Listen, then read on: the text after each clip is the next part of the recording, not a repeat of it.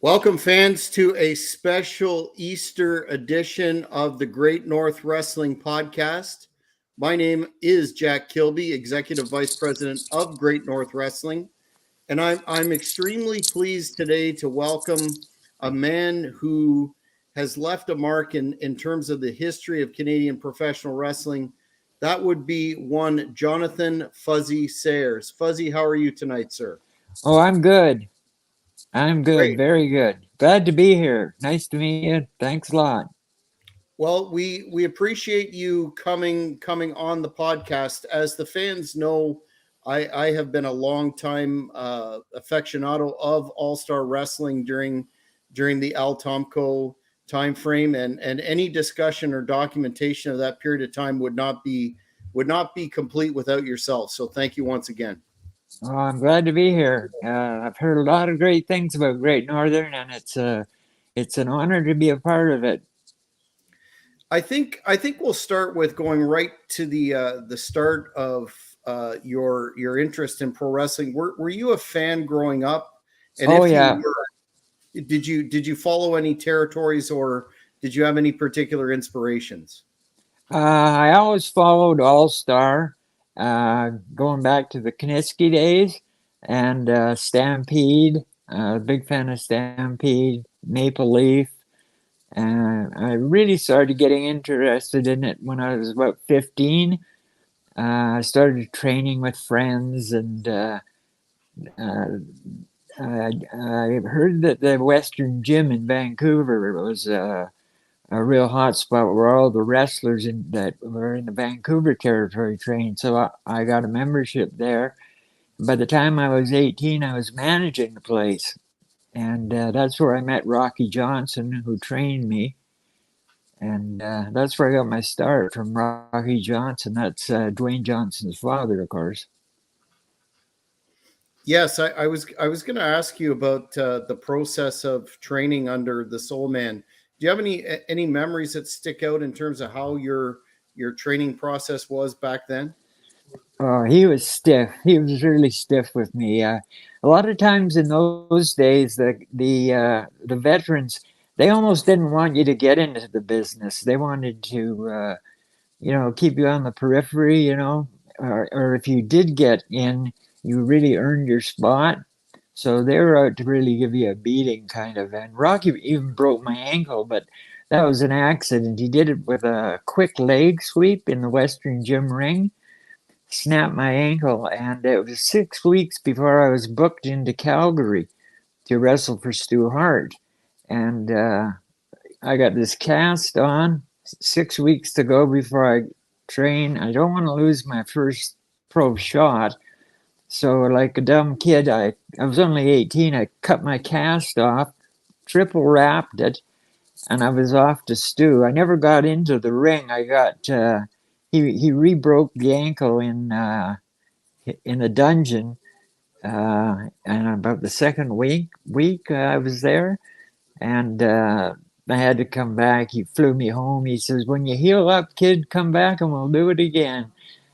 He was always pretty good to me, but he was another guy that was really stiff, and he'd take guys down in the basement and stretch them, and really give you a going over. When you got in there with Stu, he was a real tough man to deal with. In fact, he was one of the toughest guys I ever went toe to toe with. He stretched me, and like I say, he really broke my ankle. In fact, before I got into the ring, that was my claim to fame. I had my ankle broken by two wrestling legends. But yeah, then I come back and I took some time off, and then I finally got into All Star Wrestling a number of years later. But and then I hooked up with Al Tomko. God, I must have wrestled him 20 times over the years, Tomko and me. We were almost, I saw more of his ass than my own wife's, for gosh sakes. He was, I mean, we were in there just about every 3, 4 nights. But he was a good guy. He always treated me fair, always paid me what he said he would pay me. A few times he paid me double my PO because I did an excellent job. And And the other time that he did it, she only paid me double twice. It was because I got hurt pretty bad, but he was always good to me, a good guy to work with. He was a little old school, but I loved Al. I miss him a lot, you know. Mhm. And of course, we'll talk extensively about Al Tomko's tenure at the head of the promotion as the UWA. But before we get into that, I wanted to ask you about how you first made that initial connection to get booked with All Star. Um, Through Al, uh, when I was back from Calgary, I started communicating with him, and he just, you know, knew that I'd been trained with Rocky Johnson. He knew that I'd been with Stu. Stu roughed me up pretty bad and sent me home on a plane. And so he said, "Why don't you come down to Cloverdale and we'll have a look at you?" You know, and we got talking, and before I knew it, I had my first match in Cloverdale. Then I got on to BCTV, and then it was from there. It was just I was a regular, you know. I did a lot of managing too. I managed some of the stars, Bundy, Cagle, Princess Delta Dawn, another fine lady wrestler. Loved her. She was great, great for the business. But Al, he basically gave me my start, as he did a lot of pro wrestlers. He was a real good guy. Mm-hmm. You touched on the fact that All Star taped out of BCTV, and that's actually where my love of the business started, because All Star Wrestling was the first nationally syndicated wrestling program all across Canada, and even though the budget was somewhat appeared to be a little less than others, it Yeah. certainly it certainly is well remembered by fans of a certain generation in this era. Can you describe the typical TV taping for you during your tenure there? You know, we'd go in a few hours before we were going to go to work and get dressed in the dressing room with the boys and, you know, get used to the ring. And they had the crowd all set up there and made them wait. And, you know, we'd come out and do our matches.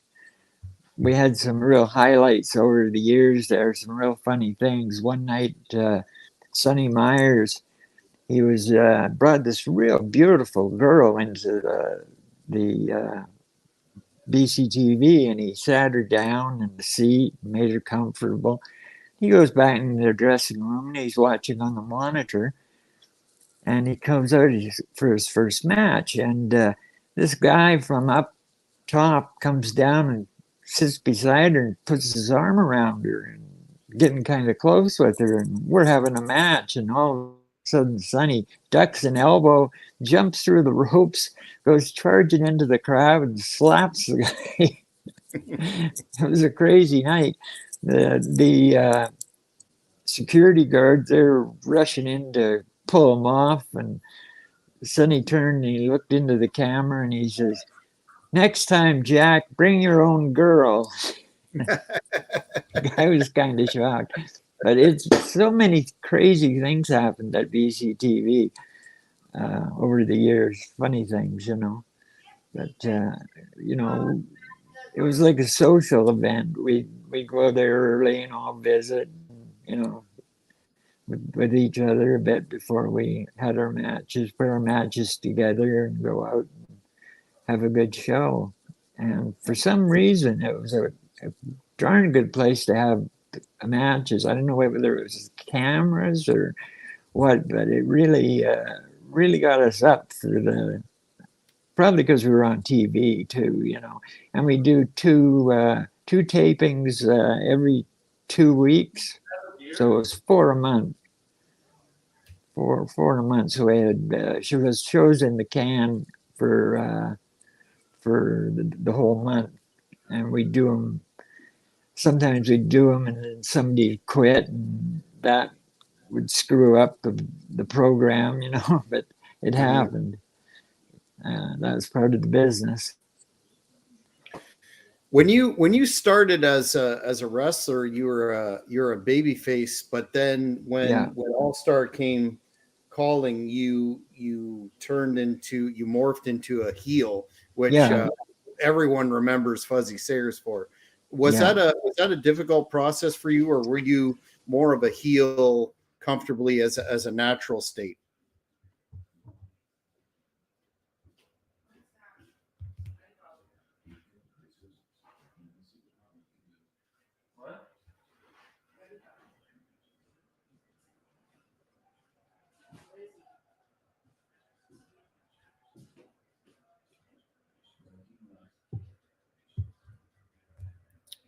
I think we might have had Fuzzy freeze. Unfortunately. We'll give him a second. Hopefully he can come back on.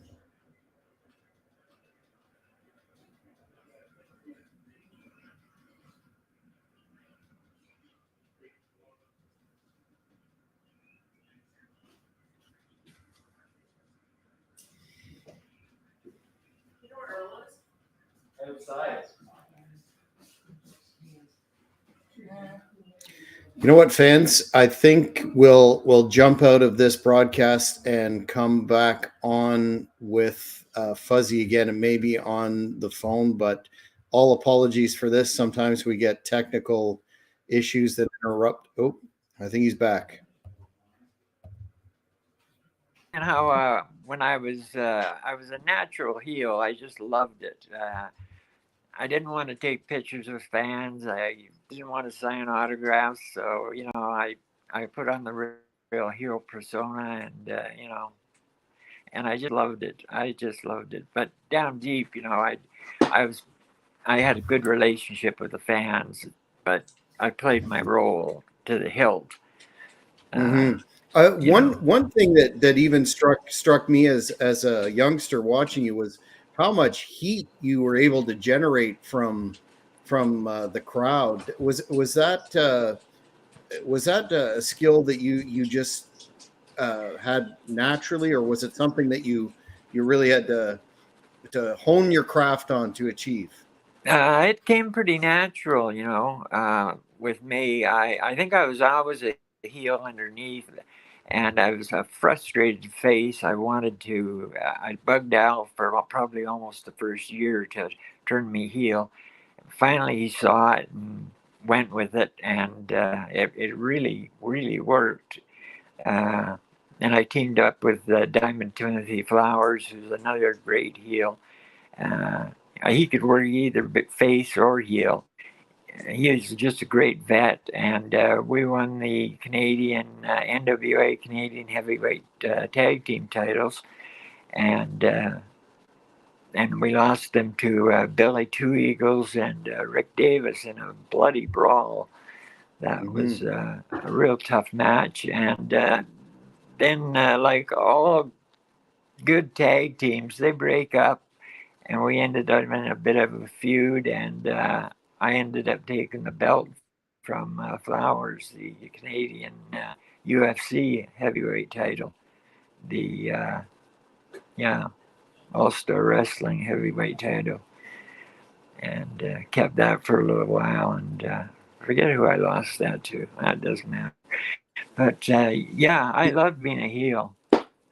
Sorry, I cut you off there. How did you? No, that's fine. We just actually had a technical issue, but we're back. How did you get the Fuzzy nickname? Well, that's funny. My hair was permed at the time, and so the crowd started calling me Fuzzy. Just and then they started chanting it, and it just got bigger and bigger, and it was one of those nicknames that I never pushed. It just came, and then I'd go crazy when I put my hands over my ears, and just to make them stop the chant, but really I'm loving it. but I never had any part in that. Honestly, it just came from the crowd, And my hairdo was it was permed and it was quite high. So they started calling me Fuzzy. And then when I didn't like it, they started chanting it. And then from building to building, it just seemed to grow. So that was great. I loved that. I never had to do anything to encourage that. That's heat. So you wrestled a who's who of the All Star territory, and I just want to give you go through a name association, give you a few names, and give me Yeah. your thoughts on them as workers, as I think they need to be remembered and recognized as great contributors to the scene at the time. First being Ole Olson, my favorite as a kid. Yeah, Ole also was a great talent, great worker, monster muscles, and a real nice guy. I just loved working with Ole. Great guy. Mhm. Moose Morowski.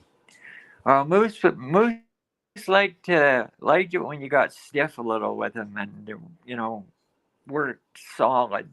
Moose was a solid, good worker, but he liked somebody to get in there and work stiff. If you're a little light, he'd potato you. To let you know, hey, come on, we're in a wrestling match here. This isn't ping pong. But I like Moose. Moose is a good guy. I was good to the young kids, helped them out. Yeah. Bruiser Costa, or as you used to call him, Boozer Costa on promo. Yeah. Oh, he was a great guy. Great. Really could bring the best out in the fans, get the fans going, get heat. We had a match it was anywhere in the building match. We only spent the first 5 minutes in the ring, and he clotheslined me over the top rope. And from there, we went into the stands, and people were running and getting out of the way. And then we fought into the court. And I still got a stain on one of my outfits, the mustard and ketchup stain from him. Then we fought our way into the bathroom. He used my head to open the door. Two women come running out. Neil Drummond jumped in and did a fast 2 count in the women's washroom. I kicked out and we fought our way out and back to the ring, and he won the match and beat me in the ring. But it was great heat. He was awesome. Yeah, When they way loved, ahead of time. yeah. You When were going to they say they loved him, love. when they loved him, they loved him. When they hated him, they hated him. Equally good heel. Michelle Starr. Oh, great guy. Done.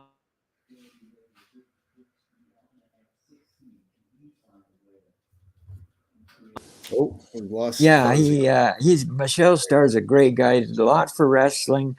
I worked with him in I think ECCW, and also All Star Wrestling, and he's taken All Star Wrestling to a new level. Just a magnificent guy.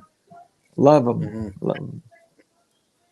Moondog Ed Moretti. Oh, the Moondog. He was a guy I loved working with. He always made you look good. He's just such a professional. I mean, a good, solid worker.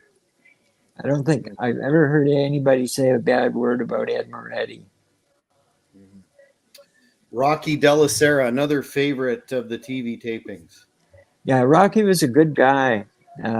We didn't always get along or see eye to eye, but on a few things. But he was an outstanding worker, and he'd make anybody look good. He'd make a broomstick look good. He was that good.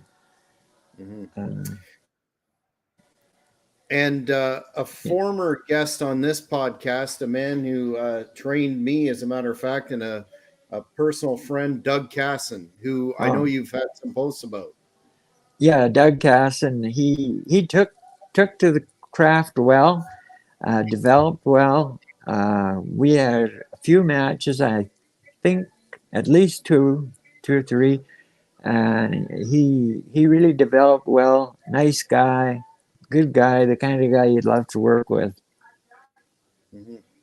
Now, you also had a famous program with John Earthquake Tenta, and I read something about a famous match that you had with him involving quarters. Can you Yeah, share that with the fans? yeah. I was supposed to do a run in on John Tenta. This was even before he was the earthquake. He just come back from Japan and joined All Star Wrestling. So I was supposed to do a run in to set up heat for a match. And I got a little lackadaisical and I was playing a little poker in the dressing room, in the heel dressing room, waiting for the run in. All of a sudden, Al Tomko sticks his head in. Fuzzy, Fuzzy, it's time for the run in. Go, go. And I got this mound of quarters on the table. So I started stuffing my pockets with quarters. I hit the ring. I Pearl Harbor John from behind. Bang, bang, bang, bang. Finally, when he gets ready, he stops me, picks me up in a gorilla press, presses me over his head 3 times. On the second time, all the quarters in my pocket just flew all over the ring. And there was quarters everywhere. Finally, he slammed me. I felt like I was going to go through the ring, but I landed on all the quarters. I wasn't going to try and pick them up, so I just scooted out of there. And the cleanup crew, they got bags and they push brooms and they pushed all the quarters together and bagged them up. And the next week I came back to Cloverdale, all my quarters were waiting in the dressing room for me. So I never lost a quarter with John. And I'd see John on the street and he'd say, Fuzzy, can you lend me a quarter? We both started laughing. Yeah, I love John. I miss him a lot. He was a great guy, great talent, great heel. Absolutely. You also began managing, uh, which perhaps most fans remember you for, and you touched on a couple of your very famous charges. One being an individual that I don't think gets the due that is deserved, and wonder why he didn't go farther in the business in terms of the other promotions. But could you speak a little bit again about Diamond Timothy Flowers? Yeah, Diamond Timothy Flowers was a great talent. I could have seen him in the ring in the WWE so easy. He was just so talented. He taught me a thing or two, and he taught a lot of people. But for some reason, sometimes Tim could have a bit of an attitude with promoters, I think, and maybe they didn't push him because of that. But he had so much talent. He could have wrote his own ticket, and he even had his own promotion. So, but he just never seemed to get that big break that he deserved, and he Mm-hmm. sure did deserve it. I was lucky enough to have him as a tag team partner, and that's the reason I was a tag team champion was Tim Flowers, and I'd say good things about him all night. Great guy, Mm-hmm. yeah. Yeah, very underrated, and also versatile in terms of his ability to switch from babyface to heel, and quite comedic too. I think of a segment you guys did with the McGuire sisters. Do Oh you, yeah, do you yeah, remember that? How did that yeah. come about? I was thinking that where did this come from? But it worked. Whatever happened there. Yeah, it was something to do with he was working with one of the girls, and they were a music group, and I think he was trying to get them pushed on a TV show, and that's how we mixed together because it was a funny mixture. But I just went with it and loved it. It was great. They were great talents too, but. Yeah, Tim had everything. He just had everything, and for some reason, I don't know, he just never got that big push that he deserved. But he sure had the talent. Boy, as a heel, as a face, he could do it all. And Mhm. comedic timing, he was great, great, and great to work with. funny in the ring. Oh, absolutely. Not a flaw in his game. Now, you also managed an individual that created some confusion in the minds of wrestling fans, or at least younger wrestling fans at the time. An individual by the name of J.R. Bundy, who Yeah, had a distinct resemblance to King Kong Bundy. What are yeah. what are your memories of working with him, and can you let the fans know how he got to All Star? Because I can't find anywhere else that he worked, or what happened with him. Well, he started in the AWA. That's where he got his start, I believe. He worked in the AWA and he worked in Winnipeg in some smaller venues. But his biggest project was in the AWA, and that's the first time I ever saw him. But he didn't have a bald head then, and Al got him to come in, but he wanted him to shave his head. And I don't think he knew till he got off the plane that he was going to be the Bundy gimmick. And until he got to the arena, he saw Bundy all in lights, you know. And Al pushed him as a King Kong Bundy lookalike, kind of, you know. And that was kind of hard for him, but he did wrestle as a sergeant something. I can't remember his name, and that's a real flaw in my memory. I just can't remember what his name was. It was Sergeant something. Uh, I'd have to look it up, but he did have some experience in the AWA, and he was for a big man. He could really move around and work. You know, he's Mm-hmm. good in the ring. I always liked Bundy, but yeah, yeah, it Did did. he quit the business after All Star? Uh, I think so, pretty much. He might have done a little bit after. I know him and Joe Cagle went to Tennessee as uh, something in lace, uh, leather and lace. That was their gimmick, and they did a tag team thing down there in the southern states. And they called themselves Leather and Lace, and Bundy was leather. Of course, Cagle was lace, you know, and they did a little bit, and then I got some pictures of them working, but after that, I didn't hear too much about them, you know. Mm-hmm. So you started, and a lot of fans remember you for your time on color commentary, working with Ed Carl, and Yeah, you had some pretty considerable uh, chemistry with Ed. And I remember you going on about there being a conspiracy against the heels. yeah, What do you remember about working with Ed, and how you guys gelled so well on the television product? yeah. I guess we just lucked out because he was a disc jockey before he got into the wrestling game, and he didn't know a lot about wrestling when he started.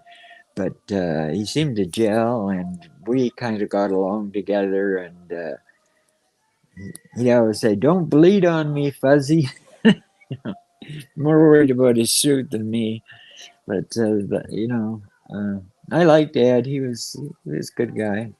Yeah, yeah. We we Did, did did kind you of gel.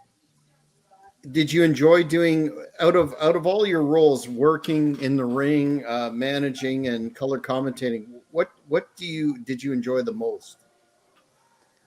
I probably enjoyed the managing because I didn't have to take the bumps or get hurt as much. But managing, I was on camera all the time, and I was a part of every gimmick, you know, and every angle, and I was, kind of had a starring role in the managing thing more so than. But I loved wrestling too. I mean, that was my bread and butter. But the managing I enjoyed a lot too.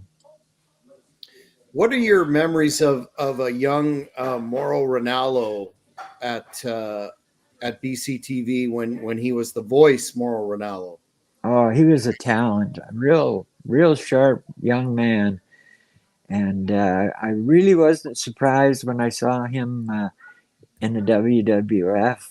And apparently he got a little bullied by some of them there. They were more jealous of him and that. But he was a nice kid. I really liked him and would do anything to help him. We had a match, a manager versus manager match. We were cuffed together by a 9-foot chain. I also had one like that with Neil Drummond, the Mhm. referee. I was going to So ask you about Neil too. yeah, I always liked that because they were so light. I could pick them up like a feather and throw them over the top rope. No, I was never mean with people. I never ever hurt anybody much, Much. not that often. But every once in a while, you have an accident in there where you potato somebody, but you never do it on purpose. At least I never did. But Mhm. I've had it done to me on purpose. It's not fun, you know. But I like Morrow. Morrow was a real smart, well versed young man, and I was really impressed by him. And I wasn't surprised at all that he went as far as he did. Yeah. Absolutely. A lot of you touched on your respect for Al Tomko previously in this interview, but he seems to be regarded in the history books as somewhat controversial because Yeah. of the fact that he pushed himself to the moon. He was the promoter, and actually the territory in that incarnation died under his watch. What do you think his? But then has on the flip side of that has obviously we're talking today about a product that was around in the 80s, very memorable. A lot of fans still regard All Star Wrestling fondly, and again was the first nationally televised promotion in Canada. What do you Mm. think ultimately would be Al Tomko's um, legacy in the business? Well, you touched on one of the things that was his Achilles heel. He did push himself to the moon, and like a lot of promoters, he pushed his kids to the moon. But they were both talented too, to give them that. Uh, Al Al wasn't a great talent, but he worked with what he had, and I think pushed himself a little too much. You know, I want to be kind, but yeah, he did push himself a little too much. But and then he did give me my start to a degree. I mean, I'd been around other promotions as well, but you know, he gave me a long, almost a 7-year run. So I got to give him credit for what he did for me. But I certainly agree with what you said about that situation where he pushed himself a little too much.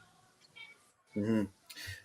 What made you step away from active wrestling when you did? Because it seems you were a very prominent figure in All Star, and then sort of faded away from the national spotlight, at least according to my memory. Yeah, I had my last match in 2005, and a lot of people don't realize that I kicked around like that was in um, a promotion in Winnipeg, uh, but I really cut it back after All Star. But I was injuries were catching up to me after All Star. Uh, I got some severe injuries even before I started. That's what slowed me down a little to get into the business. And then I got into the business a little late because of that, because of all the injuries. And they do pile up, you know. And a lot of guys, they get into taking a bit of something to help them ease the pain. And then you got somebody with a drug problem as well as a pain problem. And that's just not the way to go, you know. I was lucky like that. I could stand up to my pain, but threshold was fairly good. But after a while, it takes it out of you. You know, you can't do the long matches. You can't take the major big bumps. You can't. So, you know, so finally I got out of it. But I did last till 2005. A lot of people don't know that. Mm-hmm. What are your? I know I want to direct the fans to check you out on Facebook for Fuzzy's Forum that I enjoy immensely in terms of your takes on history and highlighting some of the greats from yesteryear. But do you follow the current product in terms of the bigger companies and what are your thoughts on? I hate to say pro wrestling because it's not what I grew up watching, and certainly not what you did, at least in terms of the larger promotions. But what are your thoughts on the product today? Well, it's changed a lot. It's a different game today than it was when I was in it. There's more wrestling, whereas today it's a lot of flying, high flying stuff and acrobatic, and people seem to like that too. Some do, some don't. But I yearn for yesteryear, I guess, and I always will. But I do follow the current product. Most of the major ones I follow. Know who's who. Um, you know, I even have a few friends that are in them, so you know, I keep in touch one way or another. Yeah. So I think we've come close to the end of our time, but Fuzzy, before we let you go, and thanks once again for coming on the podcast. What would you like the fans to remember you for, or what would be your bottom line when people thought of Fuzzy Sayers?